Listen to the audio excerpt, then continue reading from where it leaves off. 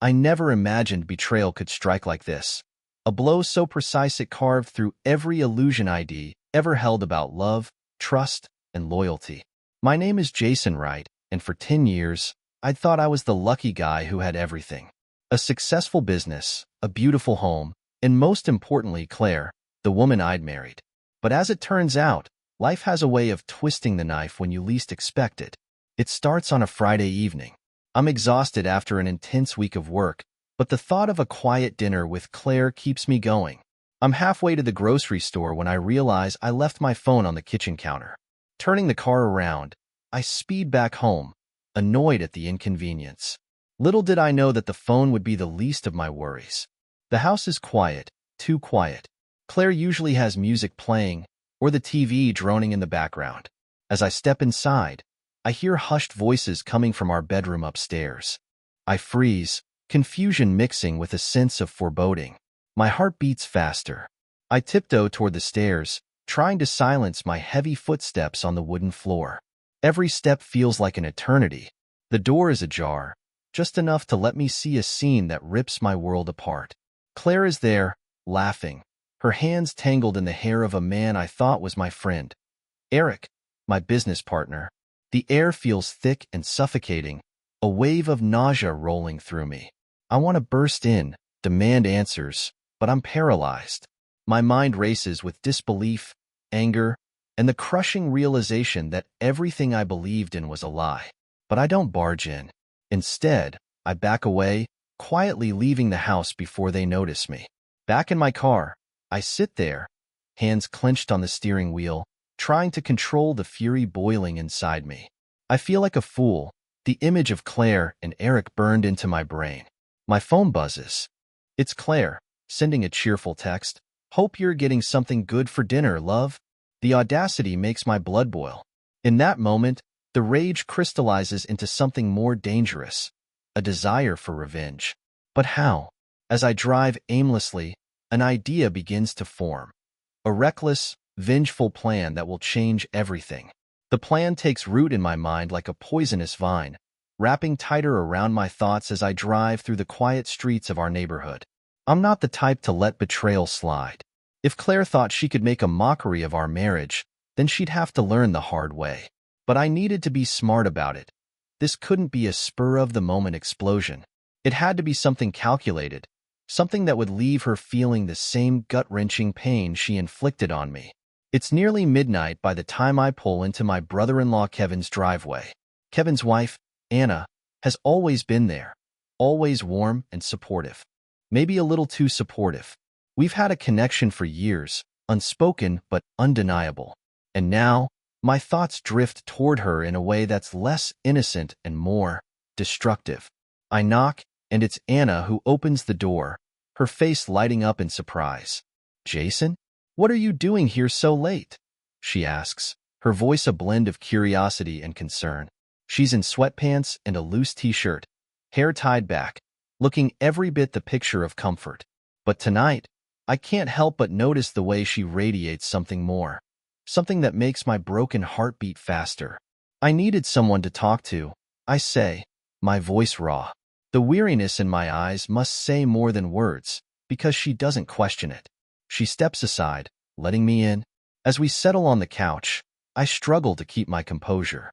The room is dimly lit, a soft glow coming from a lamp in the corner. It's just the two of us, with Kevin away on a work trip, and I suddenly feel how easy it would be to cross a line. Too easy. But for now, I spill the truth. I tell her about Claire, about what I saw, the betrayal that's ripped my life apart. Anna listens, her eyes wide with shock, but there's something else in her expression too, an anger that seems to match mine.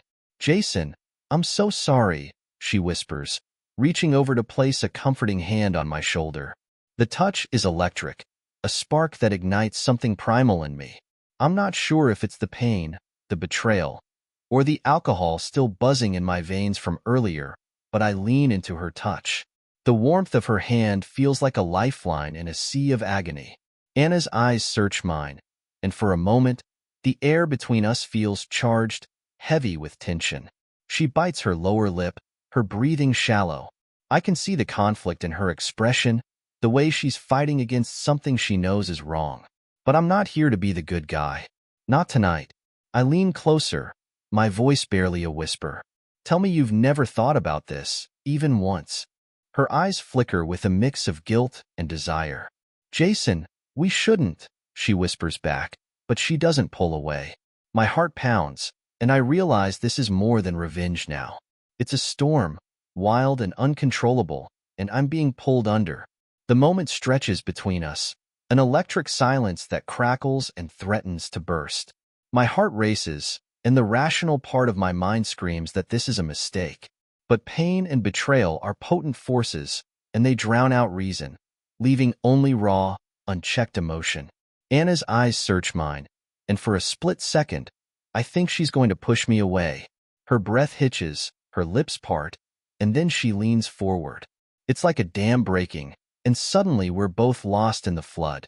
Her mouth is warm, desperate, and my hands find their way to her waist, pulling her closer. We cling to each other, two people shattered by betrayal and seeking solace in the most dangerous way possible. But it doesn't stop there. We don't want it to.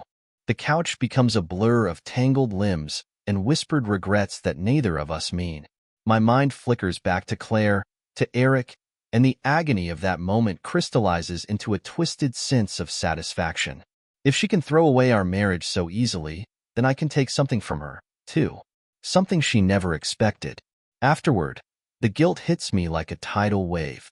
We lie there, breathing heavily, the room filled with an awkward, deafening silence. Anna covers her face with her hands. "What did we just do?" she whispers, her voice cracking with emotion. I feel the weight of it, the gravity of what we've done, pressing down on me. My heart feels heavy, but there's also a bitter satisfaction simmering beneath the guilt. I did this to reclaim a piece of myself that Claire shattered. Yet, as I look at Anna, her tear-filled eyes reflecting the confusion and regret we both feel, I wonder if I've just added another fracture to a world already broken. I'm sorry, I managed to say, but the words feel inadequate, hollow. It wasn't supposed to happen like this. Anna sits up, pulling her knees to her chest, her body shaking. No, it wasn't, she agrees, her voice thick with unshed tears. Jason, we've both been hurt, but this isn't the way to fix anything. I rub my face with my hands, the sting of reality sobering me. You're right, but it's too late now. The enormity of our actions presses down on me. What I've done can't be taken back, and the fallout will be catastrophic if anyone finds out. Anna looks at me, her eyes softening. We have to keep this between us. No one can ever know, Jason. Promise me. Her voice is pleading, and I feel the chains of this new secret already tightening around my chest. I promise, I say, even though I'm not sure if we can bury something like this and hope it stays hidden. As I leave her house in the early hours of the morning, the cold air bites at my skin, but it can't numb the firestorm of emotions raging inside me. I've crossed a line I never thought I would, and there's no turning back. But I'm not the only one playing with fire. And the embers of this night are just the beginning. The morning sun filters through my windshield as I drive back home, painting everything in a deceptively golden light. The events of the night before feel like a fever dream, a twisted fantasy born from pain and anger. My body is exhausted, my mind spinning with a cocktail of regret, fear, and something even darker, a sense of grim satisfaction that I can't quite shake. As I pull into the driveway, I take a deep breath to steady myself. My house, once a sanctuary, now feels like enemy territory. The walls hide secrets, ones I never expected to keep. I brace myself for the confrontation I know is coming. Claire is waiting inside, and I have no idea how I'm supposed to face her. The door creaks open, and there she is, sitting at the kitchen table with a steaming cup of coffee. She looks up at me, her expression unreadable. "Where were you?" she asks, her voice sharp, cutting through the silence like a knife. The question feels loaded, and I can't tell if she's genuinely curious or if she knows something. I pause, considering my response. Lying comes easier than it should. I needed some air, I say, my voice steady despite the guilt pounding in my chest. Ended up driving around for a while. Claire's eyes narrow, studying me. She's dressed in one of my old t-shirts, her hair pulled back in a messy bun, looking so much like the woman I used to love without question. But now, everything about her feels like a disguise. You didn't answer your phone, she points out. I shrug, feigning nonchalance. Left it in the car. Didn't realize until I was too far away. The tension between us is palpable, and for a moment, I think she's going to push. But then she looks away, her fingers drumming against her coffee mug. Well, I hope you got whatever you needed. The bitterness in her tone isn't lost on me, and I wonder if she's starting to crack under the weight of her own secrets. I want to confront her, demand the truth, but I hold back. The time isn't right, not yet. Instead, I sit across from her, the silence stretching between us. I notice the way her eyes avoid mine, the nervous way she taps her fingers, and I realize that she's hiding something, too. Maybe my night with Anna wasn't just about revenge. Maybe it was a test, a way to see if she'd noticed the shift between us. But she doesn't. Instead, she stands up abruptly. I'm meeting some friends later, she says, grabbing her purse. Don't wait up. My jaw tightens. Friends. Right. It's the same excuse she's been using for months, and every time she says it, I feel the foundation of our marriage crumbling further. But I keep my expression neutral, nodding as if I believe her.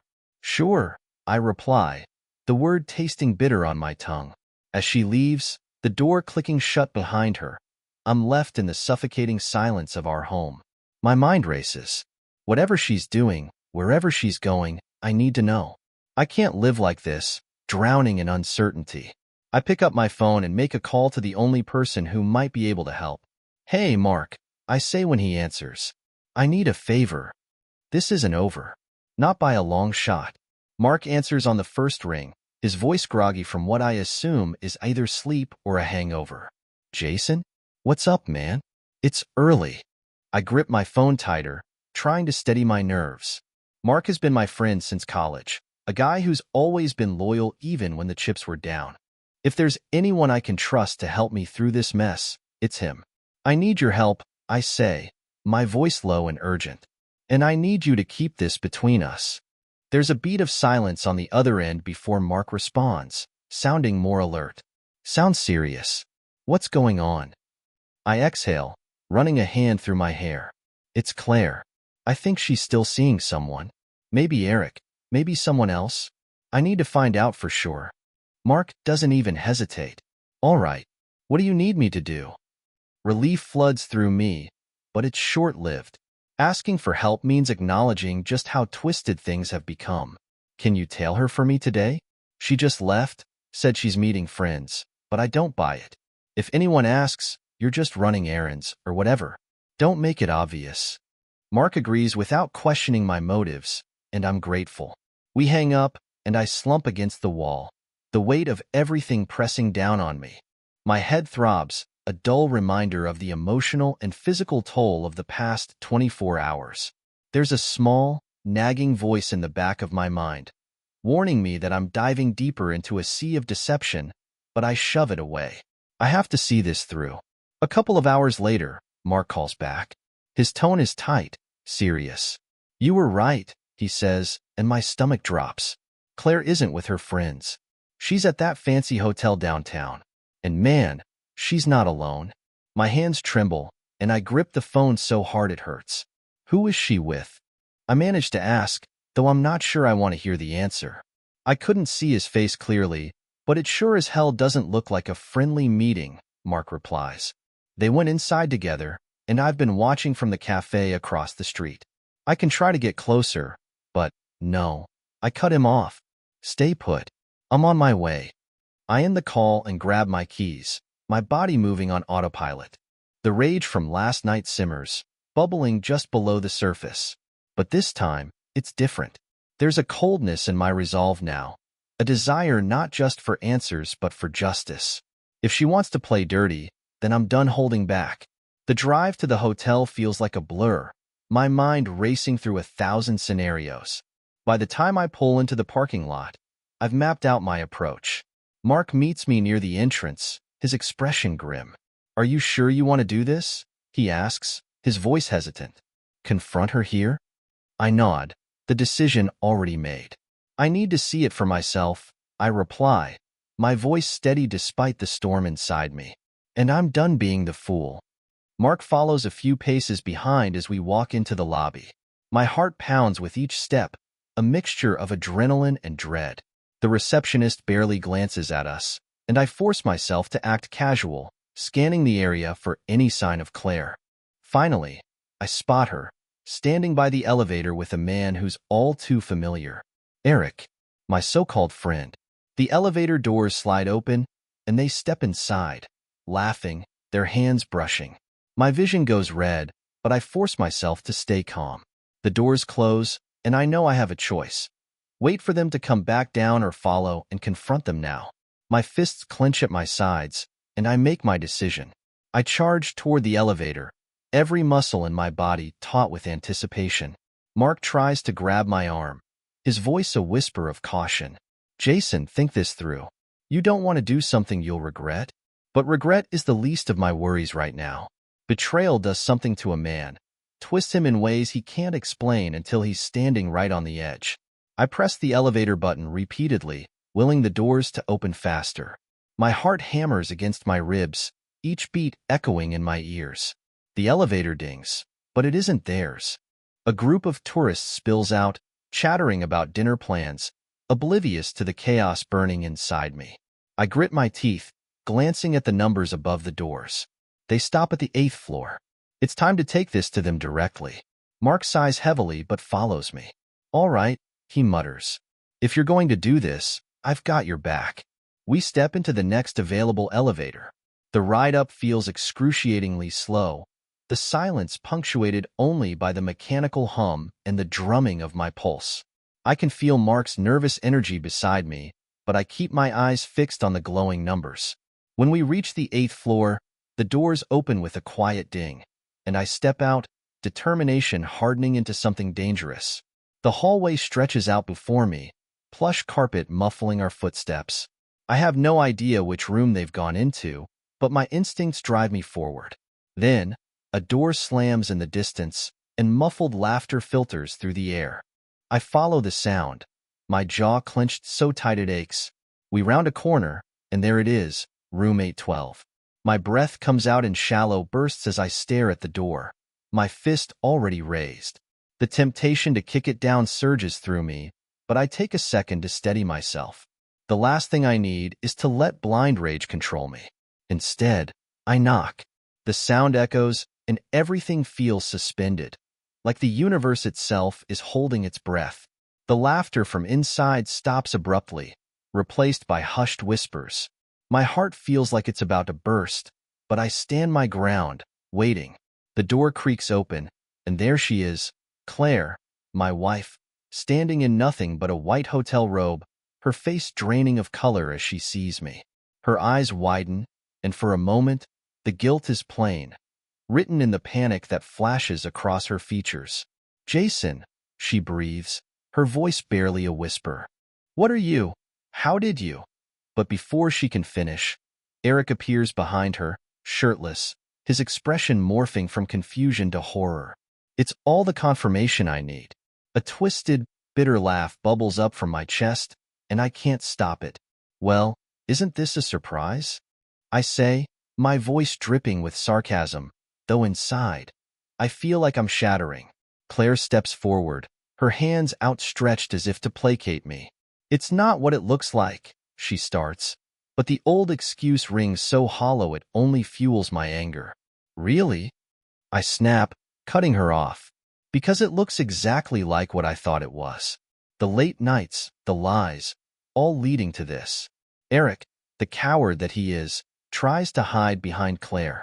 Jason, man, calm down, he stammers, his hands held up defensively. We can talk about this. My fists clench, and Mark shifts beside me, ready to intervene if things go south.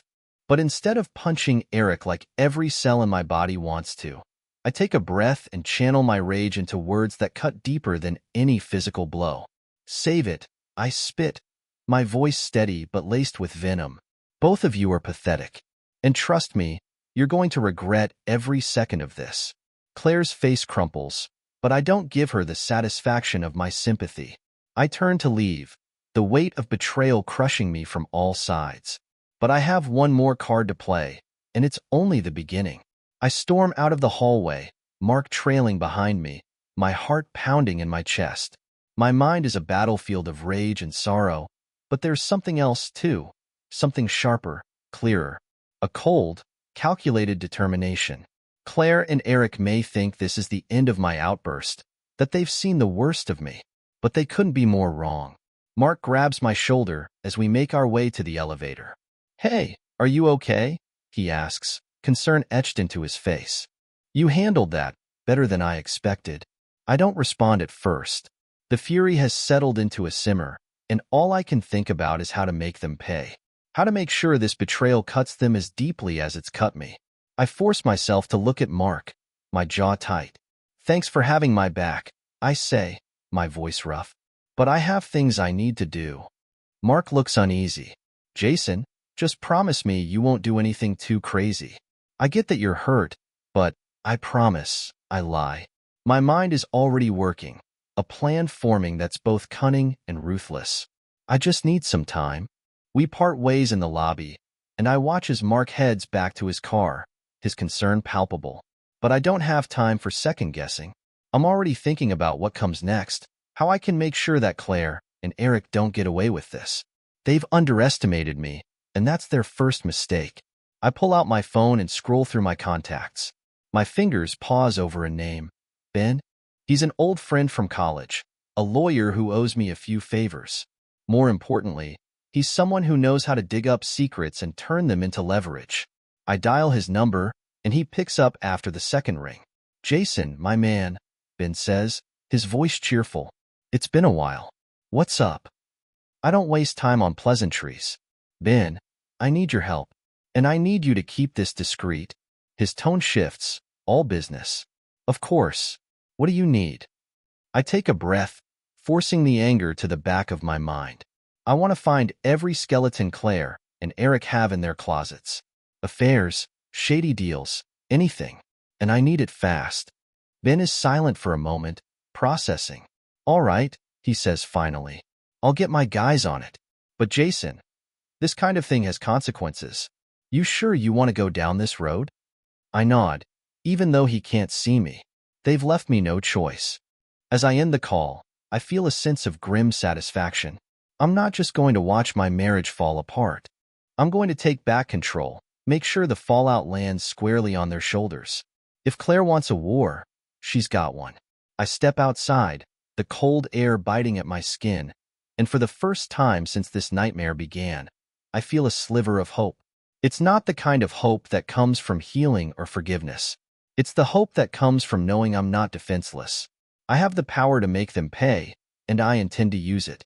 But revenge has a way of twisting things, and I know this path won't leave anyone unscathed, not even me. I head home, my mind laser-focused on the plan. The anger that had once clouded my vision has been replaced by a steely clarity. I know how this has to play out. Claire and Eric think they've outmaneuvered me, but they're about to learn that I'm not the man they can easily deceive and discard. The house feels cold and empty when I walk through the front door. Memories of better times haunt the space, but I shake them off. There's no room for sentimentality now. I head straight to my home office and start digging through files, collecting everything I might need. Bank statements, shared investments, anything that can be leveraged in the coming storm. I open my laptop and begin drafting a message to Ben, listing everything I know about Claire and Eric's lives, places they frequent, people they associate with, and any hint of financial impropriety I've noticed over the years. If there are cracks in their carefully constructed facades, Ben will find them. As I hit send, I feel a perverse satisfaction. The wheels are in motion. It's late afternoon by the time I take a break, my stomach growling from neglect. I make a quick sandwich, the simple act of preparing food grounding me, if only for a moment. But the reprieve is short-lived. My phone buzzes with a text from an unknown number. "Unknown. We need to talk. Meet me at the Black Fox Cafe at 6 p.m. I frown, a sense of unease creeping in. Before I can respond, another message comes through. Unknown. It's important. And it's about Claire. My pulse quickens. Whoever this is knows more than they should. I debate ignoring it, but curiosity and desperation get the better of me. If someone has information that could help me, I can't afford to turn them away. By 5:45, I'm on my way to the Black Fox, a small, dimly lit cafe on the edge of town. It's the kind of place where people come to drink in peace and discuss matters best kept private. I walk in and scan the room, my eyes landing on a man sitting alone at a corner table. He's older, with graying hair and a leather jacket that's seen better days. He looks up, and his gaze locks onto mine. "Jason Wright?" he asks, his voice rough, as I approach. I nod, sliding into the seat across from him. "Who are you?" I demand, my voice low but steady. "And how do you know about Claire?" The man leans forward, a shadow of a smile flickering across his face. "Name's Tom," he says. "I used to work with Eric.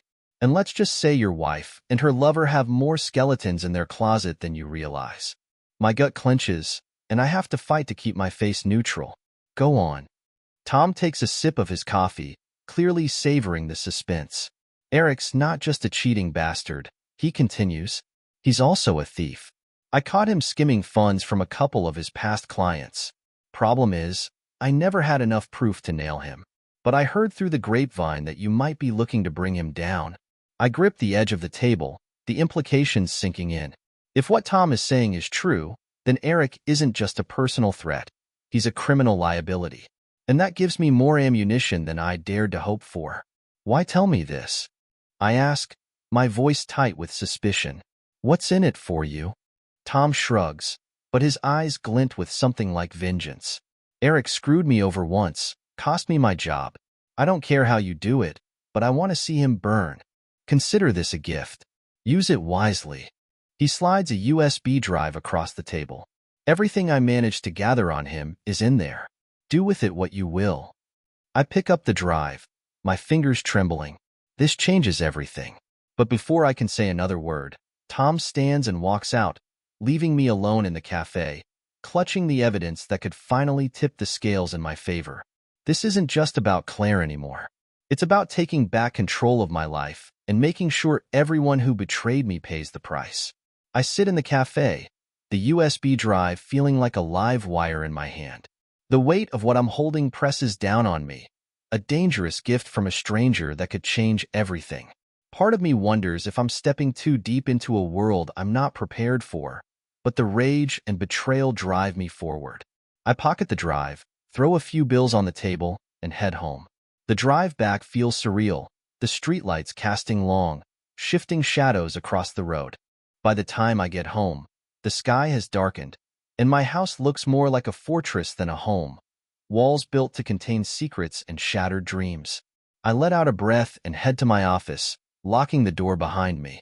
I plug the USB drive into my laptop, my hands trembling with a mixture of anticipation and dread. A folder pops up, labeled simply, "Proof." I click it open, and my heart pounds harder with each passing second. Inside, I find documents, spreadsheets, and even emails. Tom wasn't lying. Eric had been embezzling money from clients, laundering funds through offshore accounts. There are names, dates, and amounts, all meticulously recorded. And then I find something even more damning: correspondence between Eric and someone named C. The messages are flirtatious and explicit, and while they don't use full names, the details are enough to confirm it's Claire. My stomach twists at the sight of their playful exchanges, but the rage is tempered by something else: purpose. This is the leverage I need. I sit back, the reality of my options sinking in. This evidence could ruin Eric, potentially get him arrested and destroy his reputation. And as for Claire, she'll face the fallout too. But how do I wield this weapon in a way that maximizes the impact? The possibilities churn through my mind, and an idea starts to take shape. I pull out my phone and call Ben. He picks up after the first ring. "Jason," he says, sounding more intrigued than surprised. "Got something for me already?" "Yeah," I reply, trying to keep my voice steady. "It's big. I've got proof that Eric's been stealing from clients. And I'm pretty sure it involves Claire, too. How fast can we act on this?" Ben lets out a low whistle. If it's legit, we can hit him hard. Lawsuits, criminal charges, the whole 9 yards. But we have to be smart. Once we make a move, there's no going back. I nod, even though he can't see me. I'm ready, I say, and I mean it. Let's do it. We discuss the next steps, and as I hang up, I feel a dark sense of satisfaction. But there's one more thing I need to do. This fight isn't just about tearing them down. It's about reclaiming my life. I open my laptop and start typing, drafting a letter that's equal parts confession and confrontation, one meant for Claire. By the time I finish, my heart feels heavy, but my resolve is unbreakable. I've set the pieces in motion, and there's no turning back. This is the beginning of the end. For Claire, for Eric, and for the life I thought I knew. I stare at the words on the screen, each one carefully chosen, each one meant to pierce through Claire's armor of lies. My fingers hover over the keyboard as I read the letter one last time, making sure it captures everything: the hurt, the betrayal, and the cold, calculated resolve I've developed. Claire, I thought I knew you. I thought I knew the woman I vowed to spend my life with, but the past few days have shown me how little I understood. You betrayed our marriage, our vows, and everything we built together. I saw you, Claire. I saw you with Eric. And no amount of lies can undo what I witnessed. But this isn't just about your affair. It's about what happens next. You see, I've been gathering my own secrets. And I've got more than just heartbreak on my side. I've got proof. Proof that Eric isn't just a liar, but a criminal. Proof that will ruin him, and by association, you. I wanted you to know that I'm not taking this lying down. I'm not the fool you thought I was. There will be consequences for every choice you made. Prepare yourself, Claire. The life you've been trying to live in the shadows is about to be exposed to the light. Jason, I saved the letter and closed my laptop, my hands trembling with a mix of anger and adrenaline. Writing it felt like a final severing of ties, a way of acknowledging that the marriage I thought I had is well and truly over. But it's not enough to send it to her. I need to deliver it in a way that will cut deep, the same way her betrayal did to me.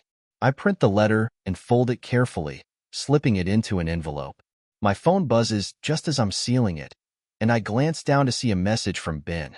Ben, everything is lined up. We can file tomorrow morning. Make sure you're ready for the fallout. I take a deep breath. The fallout. It's coming, and I'm the one who set the charges. But I have one more thing to do tonight before the storm hits. I pocket the envelope and grab my coat, heading out into the night with a purpose that feels almost liberating. The drive to Eric's place feels long, the road stretching out under a sky that seems heavy with the weight of my decision.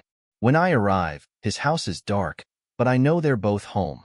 I make my way to the mailbox, sliding the envelope inside, and pause for a moment, staring at the silent house. My heart thuds in my chest, and I almost feel the urge to walk up to the door, to confront them one last time. But I don't.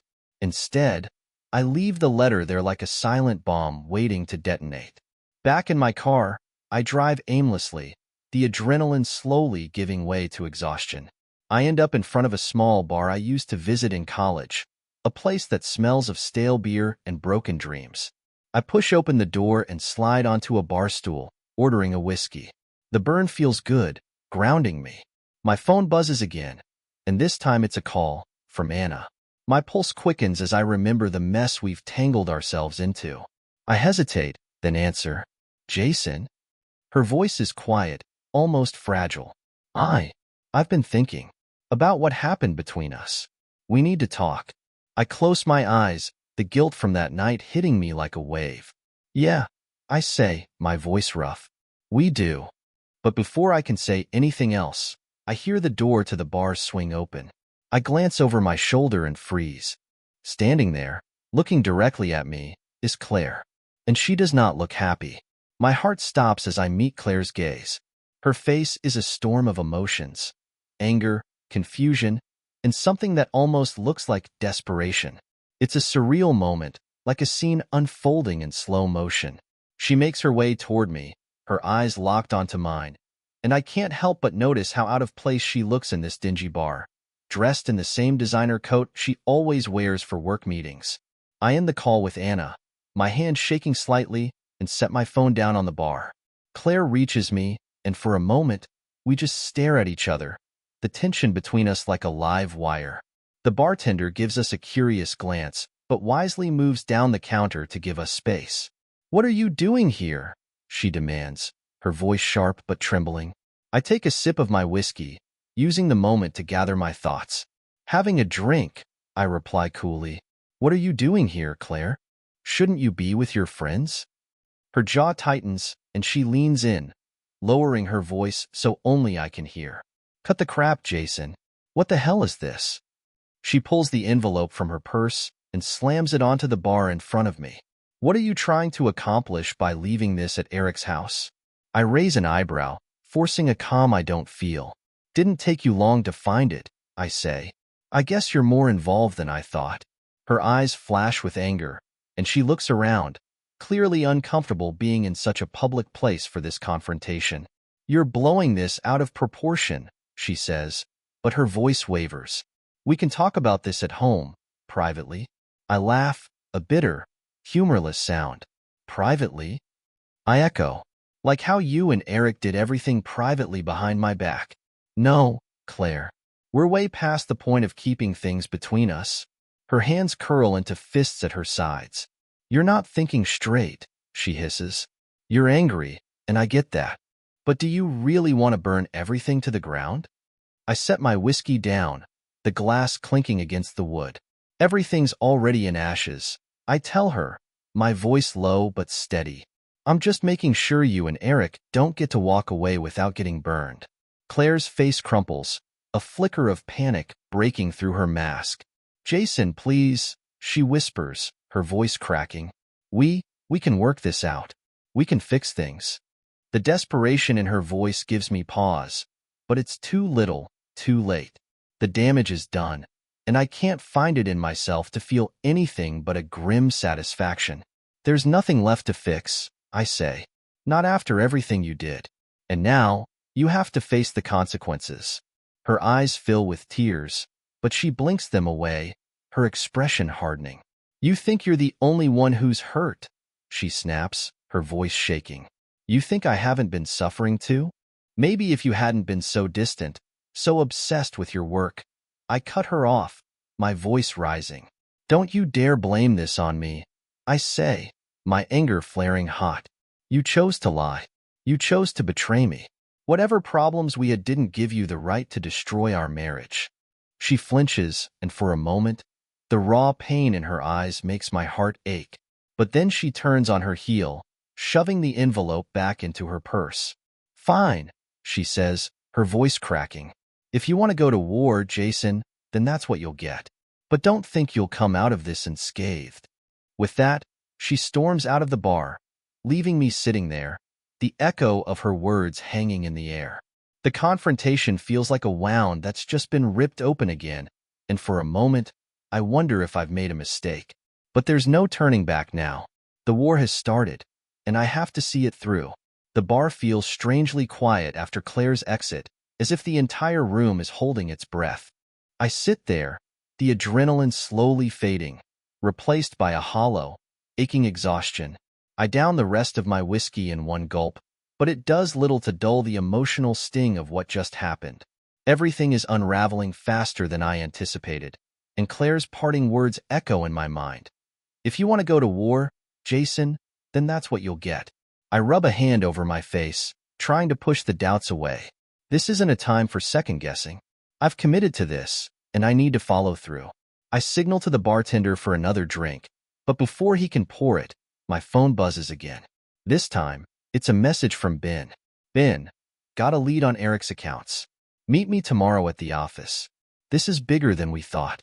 My fingers tighten around the phone, and a surge of grim determination courses through me. Ben's good at what he does, and if he says there's more to uncover, then I'm ready for it. I stand, throw some cash on the bar, and head out into the night, the cold air slapping me in the face and clearing my thoughts. I drive home, the weight of the day pressing on me, but a new sense of purpose driving me forward. When I finally pull into the driveway, I see that Claire's car isn't there. She's probably gone to Eric, and the thought sends another stab of anger through me. But it doesn't matter. Let her run to him. It's only a matter of time before everything crumbles around them. Inside, the house is dark and quiet, a stark contrast to the storm brewing in my mind. I head upstairs, but when I pass by our bedroom, I stop, my feet rooted to the floor. The bed we used to share looks like a monument to something that's long dead, a reminder of what I thought we had. Unable to sleep, I head to the guest room, collapsing onto the bed and staring at the ceiling.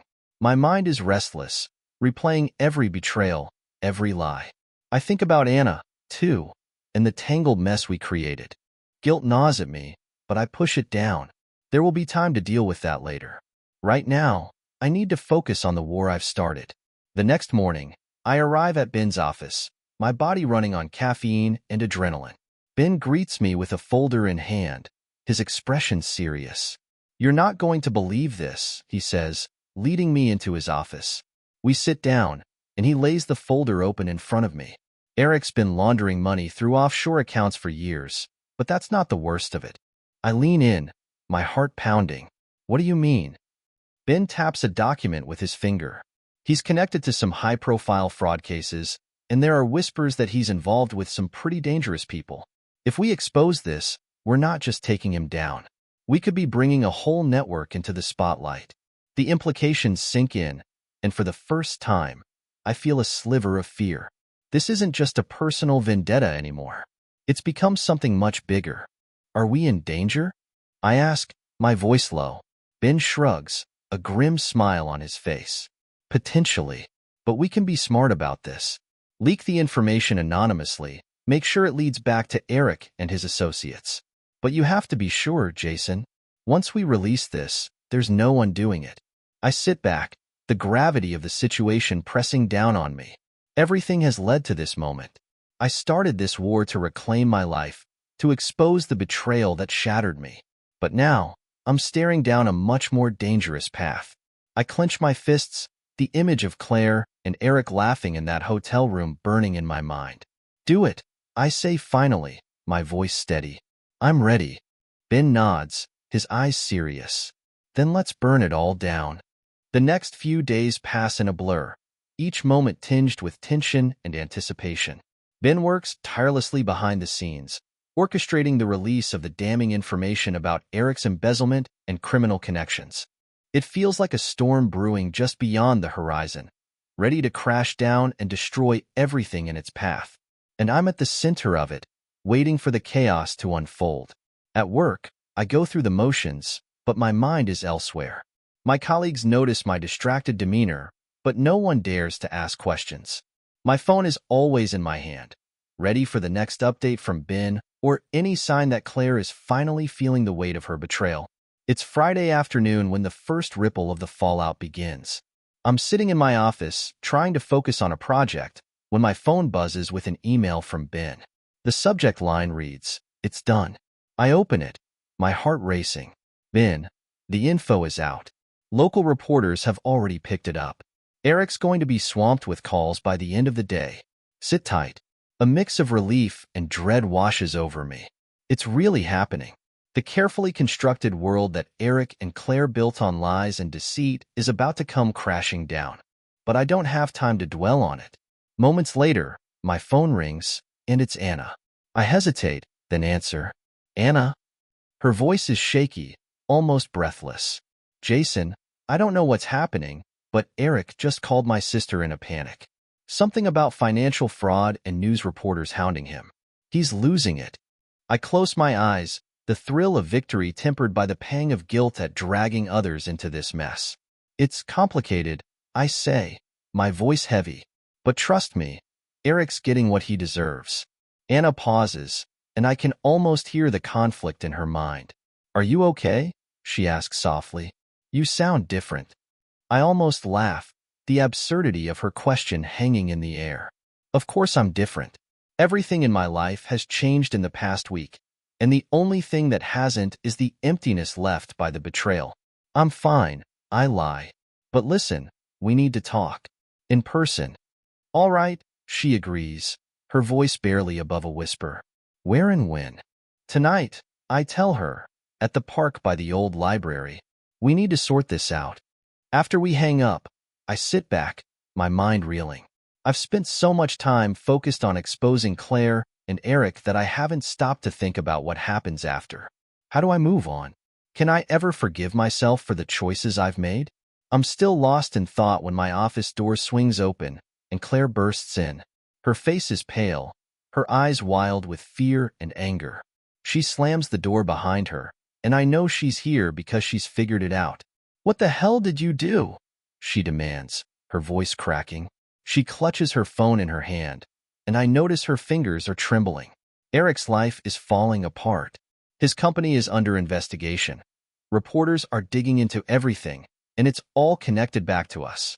I stand, my own anger rising to meet hers. I expose the truth, I say, my voice hard. The truth about him, about you. You thought you could keep lying, keep destroying everything we built without consequence? You were wrong. Her eyes fill with tears, but there's a defiance in her that I recognize all too well. "You think you're a hero in this story?" she spits. "You're not. You've turned our lives into a war zone, and now you're going to watch everything burn." I step closer, feeling the rage simmering beneath my skin. "I didn't start this war, Claire. You did. And now you get to deal with the fallout." We stand there, breathing heavily, the shattered remains of our marriage between us. Claire's shoulders slump, and she looks at me with an expression I'll never forget. A mix of regret, anger, and a desperation that cuts deep. "Fine," she says, her voice breaking. "You want to play this game? Let's see how far you're willing to go." She turns and storms out, leaving me standing in the ruins of our life together. And as the door slams behind her, I realize that the war isn't over. It's only just beginning. The sun is dipping below the horizon by the time I arrive at the park near the old library. The evening air is crisp, carrying the scent of fallen leaves, and the playground stands eerily empty, the swings creaking softly in the breeze. It feels fitting somehow, this quiet, almost haunted setting for the conversation I'm about to have. Anna is already there, leaning against a picnic table, her arms crossed tightly over her chest. She looks up as I approach, her expression a mixture of concern and wariness. I can't blame her. We're both tangled in something far more complicated than either of us ever expected. "Jason," she says, her voice tentative. "What's really going on? Everything feels out of control, and I'm scared." I stop a few feet away, shoving my hands into my pockets. I take a deep breath, trying to find the right words. But how do you explain the madness of the past week? How do you justify dragging someone into a mess you barely understand yourself? "I know," I say, my voice softer than I intended. "Things have spiraled, but I need you to understand something. Everything I've done, I had to do it. Claire and Eric." I stop, my throat tightening as the memories of betrayal hit me. They destroyed everything. I couldn't just sit back and let it happen. Anna's eyes search mine, looking for answers, for some kind of hope that this mess will have a resolution that doesn't destroy all of us. "And us?" she asks, her voice breaking. "What happened between us? Where does that fit in?" Guilt twists in my gut, and I feel the weight of that night pressing down on me. "What we did," I begin. "It wasn't right, but it also wasn't meaningless. At least, not for me. It was complicated, messy, but it was real." Tears well in her eyes, and she wipes them away with the back of her hand. "I don't know what to feel anymore, Jason. I hate that we let our pain pull us together like that, but part of me doesn't regret it." My chest tightens, the emotional whirlwind sucking the air out of me. "I don't know how to fix any of this," I admit, "but I'm not ready to give up. Not on myself, not on finding a way to move forward." She steps closer, her eyes searching mine. "And what about Claire?" she asks. "What happens now? She's still your wife. This revenge, this war you're waging, it's consuming you." I look away, the anger and pain fighting for dominance inside me. "I don't know," I whisper, "but I know one thing. I can't just let her walk away from what she's done." Anna reaches out, her fingers brushing mine, a tentative, fragile connection that feels like a lifeline. "Promise me you won't lose yourself in this," she says, her voice pleading. "Promise me you'll find a way to come out of this with some piece of who you were." I nod, but I'm not sure if I believe it myself. How do you come out of a war like this and stay whole? Still, I squeeze her hand, trying to offer some measure of comfort. I'll try, I say, even though it feels like a hollow promise. The moment stretches between us, heavy with everything unsaid. And then, before either of us can speak again, my phone buzzes. I pull it out, my heart sinking as I see a message from Ben. We have a problem. Meet me now. I look at Anna, and she sees the fear in my eyes. I have to go, I say, my voice thick with dread. But I'll keep you updated. She lets go of my hand, her fingers lingering for a second longer. Be careful, she whispers. I nod, turning away and heading toward the parking lot. The darkness deepens around me, and for the first time, I wonder if I've stepped into something I won't be able to escape. I drive toward Ben's office, each mile stretching out painfully as anxiety coils tighter in my gut. My mind races with worst-case scenarios. What kind of problem could Ben have uncovered that would warrant a message like that? The weight of it presses down on me, but I push forward, the road blurring under the evening sky. When I finally pull up outside Ben's office, the building is quiet, the windows reflecting the dim streetlights. I hurry inside, my heart pounding, and find Ben waiting for me at the door.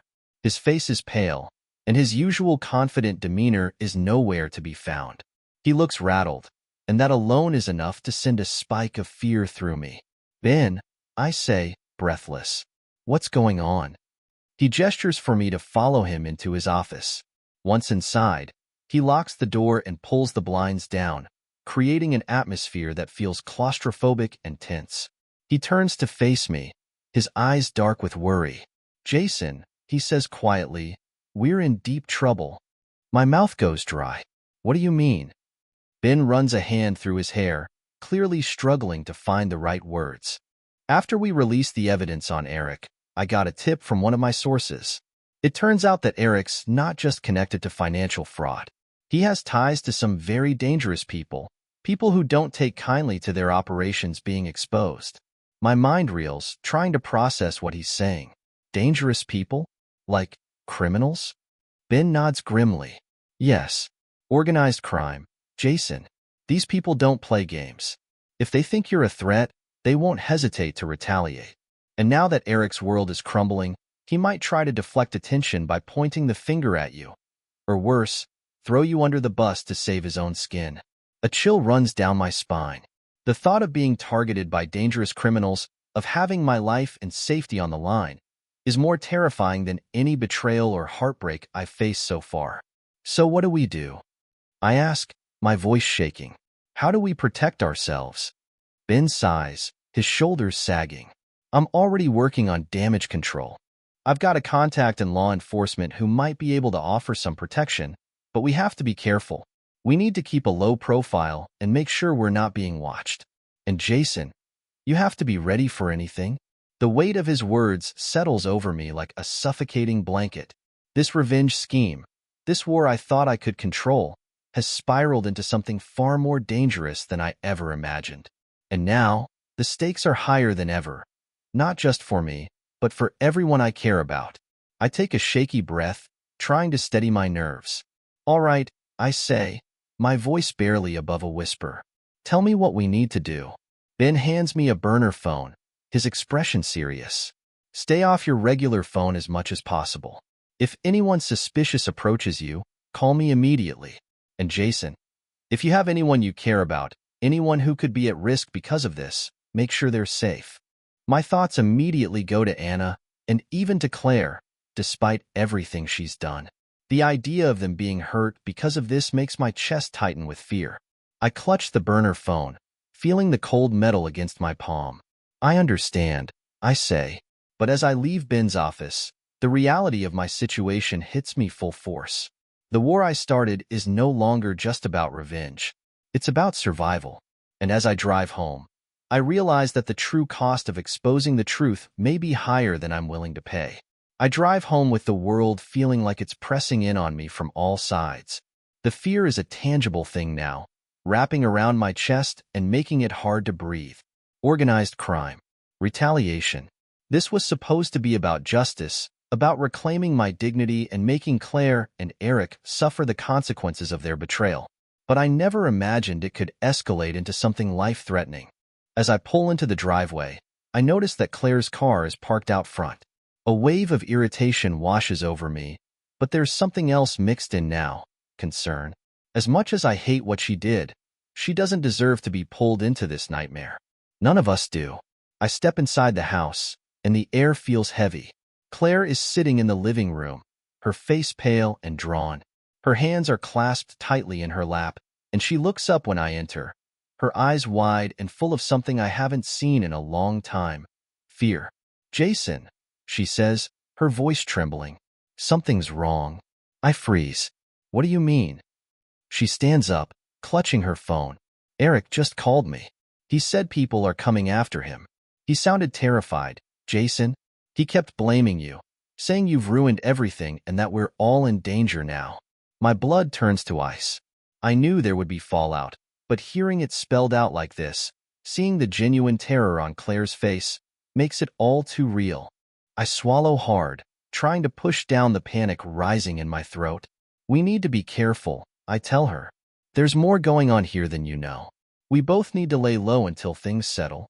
Claire's eyes flash with anger, mixed with desperation. "Lay low? You mean hide?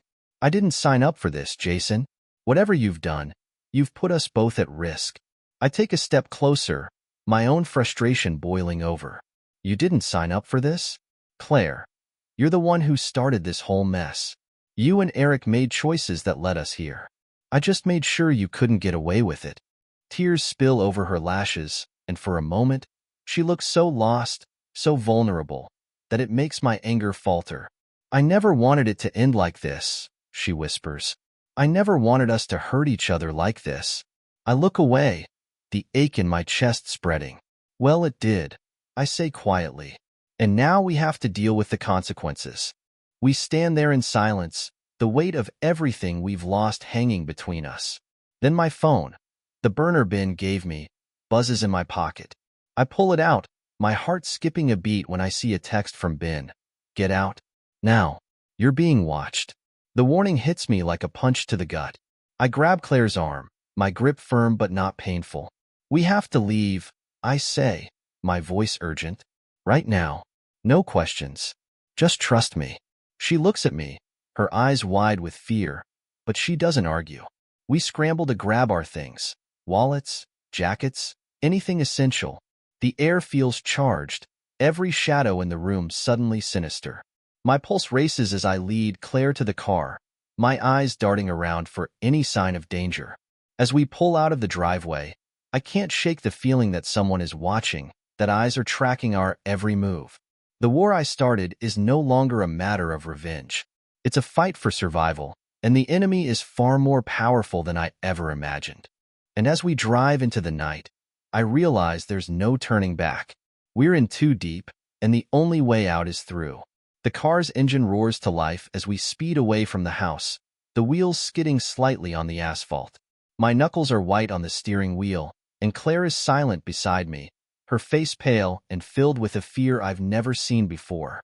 The tension between us is so thick it's almost suffocating, but neither of us dares to speak as I navigate the dark streets, putting as much distance between us and the house as possible. My mind races, analyzing every possibility, every move we need to make to stay ahead of whatever threat is looming over us.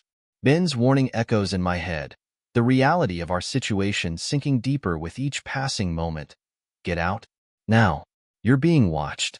If we're being tracked, then nowhere feels safe anymore." After driving in silence for what feels like an eternity, I finally pull into the parking lot of a small, run-down motel on the outskirts of town. It's the kind of place where people go to disappear, and right now, that's exactly what we need. I shut off the engine and turn to Claire, who's been clutching her purse like it's a lifeline. "We're staying here for the night," I say, my voice rough. "Just until we figure out our next move." She stares at me, her eyes wide and glassy. "Jason, what the hell is happening?" she whispers, her voice cracking. "Who did you get involved with?" I sigh, the weight of everything pressing down on me. "It's not just me. Eric is involved in something dangerous, organized crime, money laundering. When I exposed him, I exposed a whole network. And now we're in their crosshairs. Her hands shake, and she buries her face in them, letting out a muffled sob. Seeing her like this, so broken and vulnerable, stirs something inside me, but I can't afford to let it soften me. We're in survival mode now. I step out of the car and head into the motel lobby to get a room. The clerk barely glances at me, taking my cash and sliding a key across the counter without asking any questions. That's the thing about places like this. No one cares who you are or what you're running from. I take the key, and as I head back to the car, I force myself to stay alert, scanning the shadows for any hint of movement. Back in the car, I hand the key to Claire and motion for her to follow me. We make our way to the room, the old wooden door creaking loudly as I push it open. The room is small and smells faintly of stale cigarette smoke, but it's a refuge, for now. I close the door behind us and lock it, setting the deadbolt and placing a chair under the handle for good measure. Claire sits on the edge of the bed, her shoulders slumped. How did it come to this? She murmurs, her voice thick with disbelief. We were supposed to be happy. We had a life together. The pain in her voice hits me hard, but I swallow it down. That life fell apart a long time ago. I say, my tone harsher than I mean. We both made choices that led us here. We can't change that now. She looks up at me, tears streaming down her face.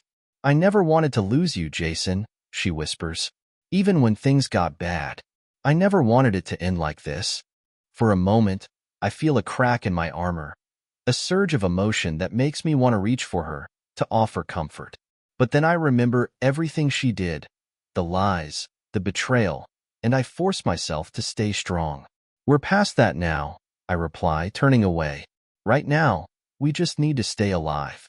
I pull out the burner phone and dial Ben, my hands shaking slightly. He picks up after the first ring. Ben, I say, trying to keep my voice steady. We're holed up in a motel. What's the situation? Ben's voice is tense. They're mobilizing, Jason. I don't know how much time you have, but they're going to come after you. You need to lay low, but be ready to run if necessary. And I'm trying to work a deal with law enforcement, but it's not going to be easy. The line crackles, and I feel the weight of our reality crushing down on me. Got it, I say, ending the call. I turn back to Claire, who's staring at me with a mixture of hope and dread. What now? She asks, her voice small. I sink into the chair by the window, keeping watch. Now, I say, we wait, and pray that we're ready when they come. The hours drag on in the cramped motel room, the silence heavy and oppressive. Claire and I barely speak, the weight of everything we've done and everything we've lost hanging over us. I keep my eyes on the window, my body tensed for any sign of danger. Every sound outside, the rumble of a passing car, the footsteps of someone walking by, sends a jolt of adrenaline through me. Claire sits on the bed, hugging her knees to her chest, her eyes red and swollen from crying. Seeing her like this should make me feel something. Regret, anger, maybe even sympathy, but all I feel is numb. The emotional whirlwind of the past few days has left me exhausted, a shell of the man I once was. The war I started for revenge has consumed everything, leaving only the fight for survival. Finally, as the first rays of dawn begin to filter through the dingy curtains, there's a knock at the door. My heart stops, and I hold up a hand to signal Claire to stay quiet. My mind races through possibilities. Law enforcement, Ben, or worst of all, the people Eric's criminal ties have sent to silence us. I grip the chair I've wedged under the doorknob, ready to use it as a weapon if necessary. The knock comes again, more insistent this time. I force myself to take a deep breath, then move silently to the door. Who is it? I call out, my voice firm but wary. It's Ben, comes the muffled reply, and I let out a breath I didn't realize I was holding. Still, I'm cautious. Prove it, I say, my grip tightening on the chair. There's a pause, then Ben says, You broke my nose in college when I beat you at poker and rubbed it in your face. You swore you'd never let me win again. It's him. I move the chair away and unlock the door, pulling it open. Ben stands there, his face lined with exhaustion, but his eyes are alert and watchful. He steps inside quickly, shutting the door behind him. "Jesus," he says, taking in the state of the room and Claire's haunted expression. "This is worse than I thought." I gesture for him to sit, but he shakes his head. "No time for that," he says. "We need to talk, fast. The deal with law enforcement is almost set. They'll take Eric down and offer you both protection as witnesses, but we need to move now." Claire stands, her voice cracking. "Protection? From who?" Ben's eyes harden. "From the people Eric's been working with. They won't stop until they make an example out of everyone involved." Jason blew the whistle. "But you're both at risk." I feel the anger flare up again, but it's tempered by fear. "So, what's the plan?" I ask, trying to keep my voice steady. Ben looks at me, his expression deadly serious. "I have a car waiting out back. We're going to drive to a secure location where the authorities will meet us. But we have to leave now." Claire and I exchange a look, and for the first time, I see a flicker of something in her eyes. Trust, maybe, or the hope that we can make it through this. I nod, grabbing our things and following Ben out the back door. The morning air is cold and biting, and every shadow feels like a threat. We climb into the car, and Ben starts the engine. As we pull away from the motel, I keep my eyes on the rearview mirror, half expecting a black SUV to appear, filled with people intent on silencing us forever. But the road remains empty, and we drive in tense silence. The car speeds through back roads and deserted streets, the tension coiled tighter with every mile. Ben's phone buzzes, and he glances at it, his face going pale. "They're closing in," he says. "We have to make it to the rendezvous point before they do." My pulse races, and I grip Claire's hand without thinking. She doesn't pull away. The past doesn't matter right now, only survival. Only getting through this nightmare alive. As we approach the outskirts of the city, the sound of sirens fills the air, and I see flashing lights up ahead. It's the authorities, waiting for us. Relief crashes over me, and I squeeze Claire's hand tighter. But the danger isn't over yet, because as we pull up to the police barricade, I see a black SUV appear in the distance, speeding toward us with terrifying intent.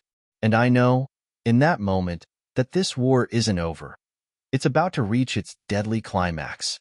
The black SUV barrels toward us, a force of impending violence that has my heart pounding in my chest like a war drum.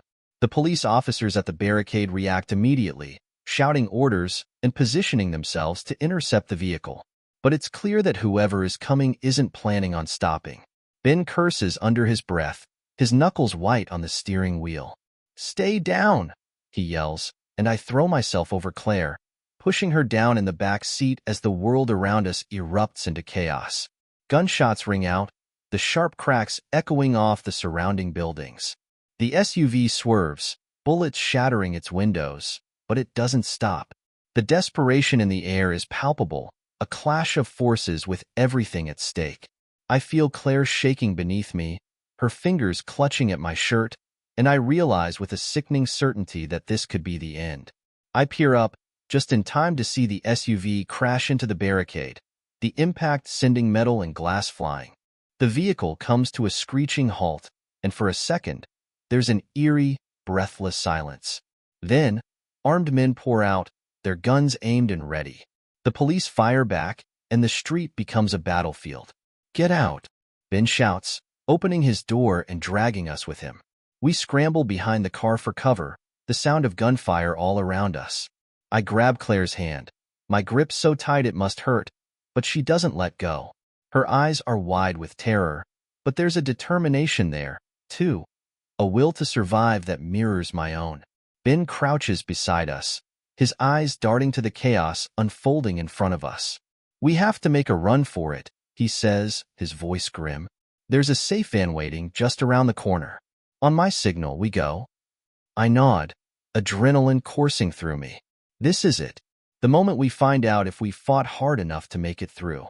Ben counts down, and with a deep breath, we bolt from our hiding spot, sprinting towards safety. Bullets whiz past us, and the world feels like it's moving in slow motion. I see a police officer take a hit and go down, his partner dragging him to safety. I see one of the armed men from the SUV collapse under a hail of bullets, his gun skittering across the pavement. But all I can think about is keeping Claire safe, keeping us both alive. We round the corner, and there it is, a nondescript white van with its engine running, waiting to take us to safety. The back doors fly open, and a uniformed officer waves us forward. "Get in," he yells, and we don't hesitate. Claire and I tumble into the van, Ben right behind us. The doors slam shut, and the vehicle peels out, speeding away from the chaos. My chest heaves, and I feel the tears prick at my eyes, a release of everything I've been holding in. We made it. We're still alive. But I know the war isn't over. In the van, Claire turns to me, her face pale but resolute. "Jason," she whispers, her voice cracking. "What happens now?" I meet her gaze, and for the first time in what feels like forever, I let myself believe that maybe, just maybe, we can come back from this. We've been broken, shattered, and nearly destroyed. But we're still here, still fighting. "Now," I say, my voice steady, "we finish this. Together." The van speeds through back roads and empty streets, putting as much distance as possible between us and the chaos we left behind. The uniformed officer in the front seat glances back, his eyes hard but focused. "You're safe now," he says, his voice gruff. "We'll be meeting up with federal agents who will take over from here." I clutch Claire's hand, the adrenaline slowly draining from my body and leaving me feeling weak, almost hollow. She leans against me, her breath still coming in shaky bursts. For a moment, we're just two broken people holding on to each other, survivors of a storm we never wanted to be part of. The van pulls into a secure compound on the outskirts of the city, surrounded by high fences and guarded checkpoints. We're ushered inside, where a group of stern-faced agents waits. Ben stays close, his expression both relieved and exhausted. One of the agents steps forward, a tall man in a crisp suit with sharp eyes that seem to take in everything. "You're Jason, right?" he asks, and I nod, my throat too dry to speak. He turns his attention to Claire. "And you must be Claire." She nods, her grip on my hand tightening. The agent studies us both, then motions for us to sit. "You've stirred up quite a storm," he says, but there's a hint of admiration in his voice. "We've apprehended Eric and several of his associates. The information you provided is invaluable, and we're working on dismantling the criminal network he was tied to. You've done a service, but it comes with a price." My stomach twists. What kind of price? The agent's expression softens slightly. "For now, you'll need protection. Witness protection is an option, but it will mean starting over, new identities, new lives. Or we can assign security until the threat dies down. Either way, your lives will change." I glance at Claire, and for the first time, I see the weight of our decisions settling on her. We've both lost so much, and now we're faced with an uncertain future. "We'll discuss it," I say, my voice steadier than I feel. The agent nods, giving us space to process. As we're led to a more private area, Ben claps me on the shoulder. "You did it, Jason," he says, his voice full of relief. "It's over." But is it really? I wonder. The criminals might be behind bars soon, but the emotional scars and shattered relationships are wounds that will take much longer to heal.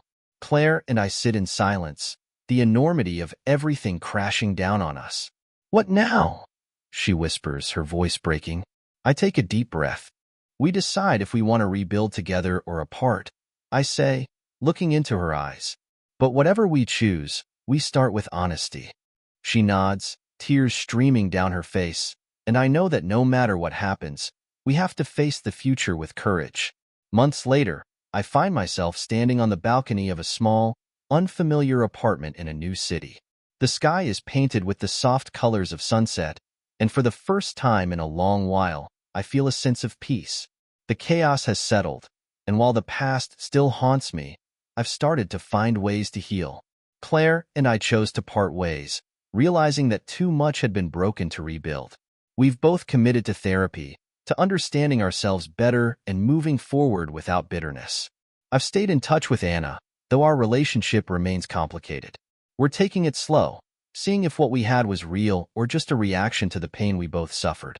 Ben checks in often, making sure I'm adjusting to the new life we've crafted under the watchful eye of witness protection. It's not easy, but it's a chance to start over, to become someone better, someone wiser. As I watch the sky fade from gold to indigo, I think about everything I've learned. Revenge brought me no real satisfaction, only more pain. But standing up for myself, for what was right, gave me back a sense of purpose. I've learned that trust, once shattered, can't always be restored, but self-respect can be reclaimed.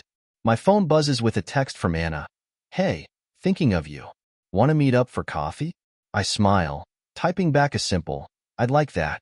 The road ahead is still uncertain, but for the first time in a long while, I'm ready to face it. The war may be over, but the journey of healing has just begun. Thank you for sticking through this intense journey. Ever faced a betrayal that changed everything? Share your story in the comments and let's discuss what you'd have done in Jason's shoes. If you enjoyed this intense journey, like, share, and subscribe for more gripping tales of revenge and resilience. Your voice matters. Join the conversation.